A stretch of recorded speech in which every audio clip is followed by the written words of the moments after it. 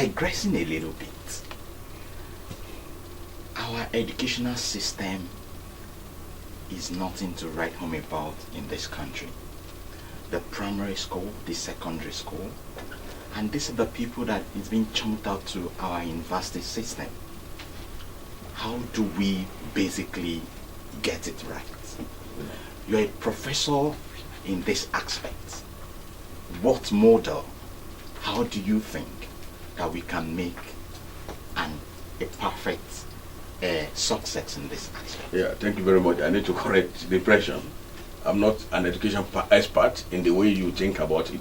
I'm not. I'm a political scientist, but we know that we also have interest in the platform providing education in Nigeria. To that extent, I think I'm even competent to even make some comments on that. And even having been director of the Sound Learning Center for 6 years, and I'm still in the business even till now.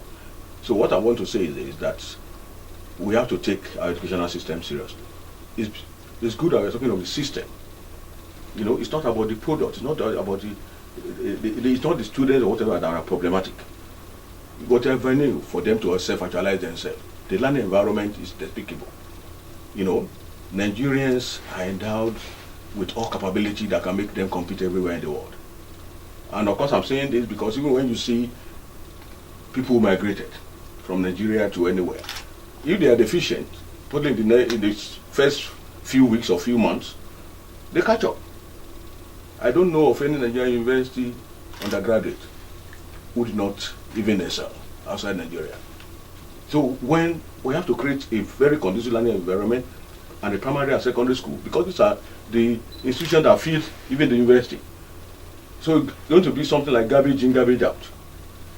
So the quality of students, all things being equal, of students that we are graduating in university will be a function of those people who were admitted into the system.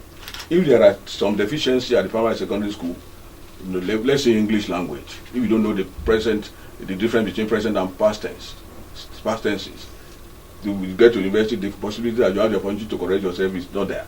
It becomes something that is part of you for life. That is why we have to really try and address the issue of primary and secondary education in terms of infrastructure. I want to say that the public schools have very good teachers, but the inducement incentives are not even there. That's why everybody now wants to take their children to private school, no matter how terrible the private schools are. Everybody say my child is in a private school, is in private school. Even despite the fact that you might not even have competent teachers that are teaching. But the environment in public schools are not encouraging even to those people that are even teaching at that level. So we have to address the problem of infrastructure and this issue of incentive to the teachers that are teaching all these children. And then we have to realize that development of any nation is a function of the quality of its education.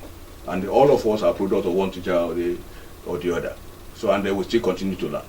So we have to really address the problem of education in Nigeria. The UNESCO prescription 26%, but Nigeria has been hovering between 8% and 11% in terms of its commitment to education, which is not good enough. I'm not saying everything about money, because another thing for you to unmark money is another thing for you to even see those things physically. But I think with the present disposition, where we can reasonably expect that budget would yield expected result, I think this is a time for us to really make sure that we put more money into education and really monitor the way these monies are being expended.